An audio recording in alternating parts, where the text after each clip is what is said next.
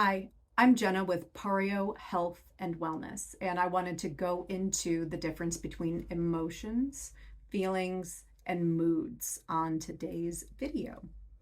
Name it to tame it. That's something that my therapist said to me all the time when she was teaching me about my emotions, my feelings, trying to make sense of my experiences.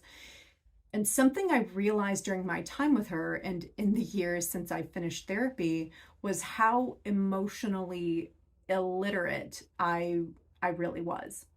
And since then, biopsychology has become a hobby of mine and a way for me to make sense of my experience. I'm hoping to share what I've learned over the years to help other people become more literate, emotionally literate in the ways of emotions, feelings, the brain, the subconscious, and the way the body works and how they all work together that creates this very human experience that we're all having. So today I wanted to talk about, starting in the basics, I wanted to talk about the difference between emotions, feelings, and moods. So emotions are complicated patterns that are made up of three things. One, our subjective experience. Two, a physiological response. And three, a behavioral or expressive response. So an example, anger is an emotion.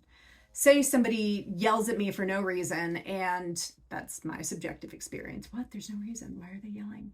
And then I feel my face get hot. I feel my jaw clench, which is my physiological response. And I would react to that by freezing at the sudden noise, which is my expressive response. So you can see that that is an emotion. Two, feelings. Feelings are what come up just a little bit after an emotion. Might even be like milliseconds, if you can even put a time on them. I have no idea. I've not really tried at this point. But feelings can be influenced or colored by our memories, by our beliefs, by things that have happened in the past, the stories that we tell ourselves, by a lot of things, right? So another example.